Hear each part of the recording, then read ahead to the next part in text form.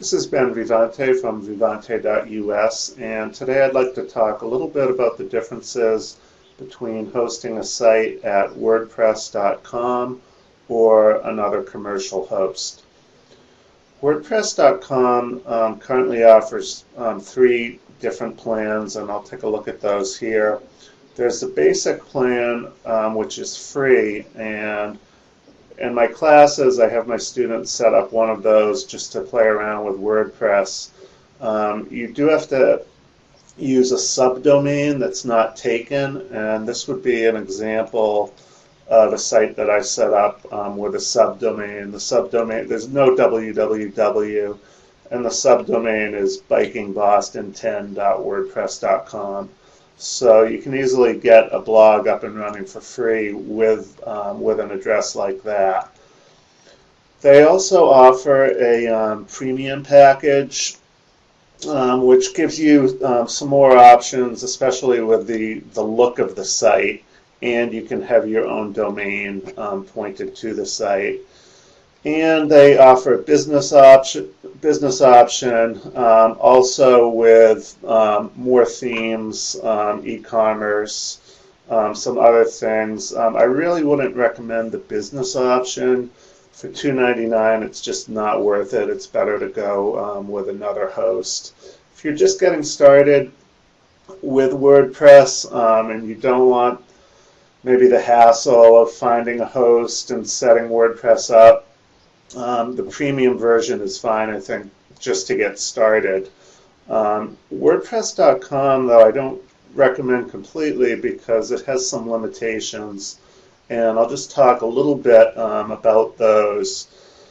For one thing, when we're looking at the dashboard in WordPress.com and we go to Appearance Themes, we can change the look of our site here by picking one of their themes. Unfortunately, just sort of loading there. Unfortunately, we have to pick their themes. We can't install our own. They have many, many themes to choose from, and we can activate them, and you can see the green ones here are paid themes. They want $79 for that one.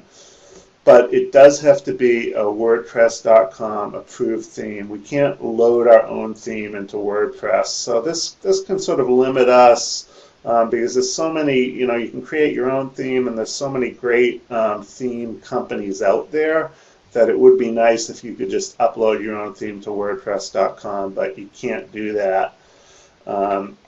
And you'll see here there's no way of uploading them. And I'm just going to switch to my WordPress installation at HostGator.com. And if I went here to Appearance Themes, you can see I have a few theme options, but I also have this Add New button right there. And if I click on that, I can actually just search for a theme or upload one right from my computer. So that's a huge difference. The second major difference is plugins.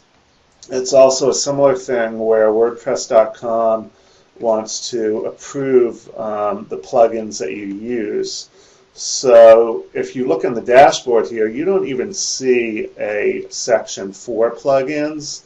If I go to widgets here, these are basically all the approved widgets that can be used on WordPress.com. There's a lot of good ones here, but there's really thousands more to choose from on the web. These are just WordPress.com approved ones. So again, if I was in my own installation here, I do see plugins under there.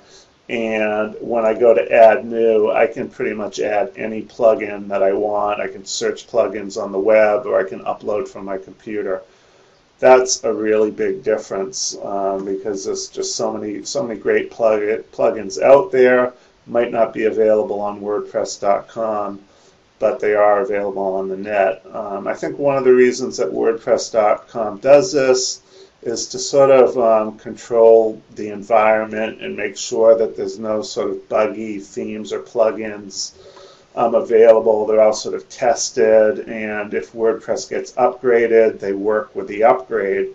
So there's certainly some safety involved in that, but the freedom of having your own installation of WordPress and being able to do whatever you want to do with it is part of sort of the beauty of open source software, I think.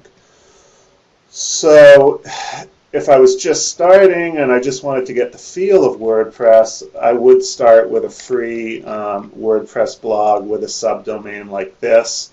You can have more than one on WordPress.com, and you can show your friends the site, play around with the site.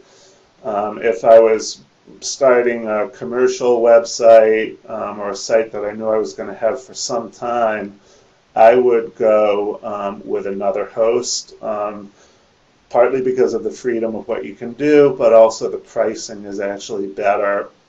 The host that I recommend right now, it's 2014, is HostGator.com. They're a really good host for open source. They have 24/7 chat, and I'll talk in another post more about different hosting companies you can look at.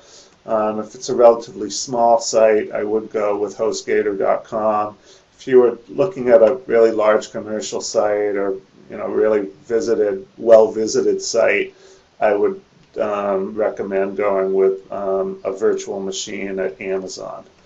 So that's just a little bit about the differences between WordPress.com and having your WordPress installation at a hosting company. There's many hosting companies. Like I said, HostGator I recommend, but GoDaddy, thousands of hosts out there to choose from.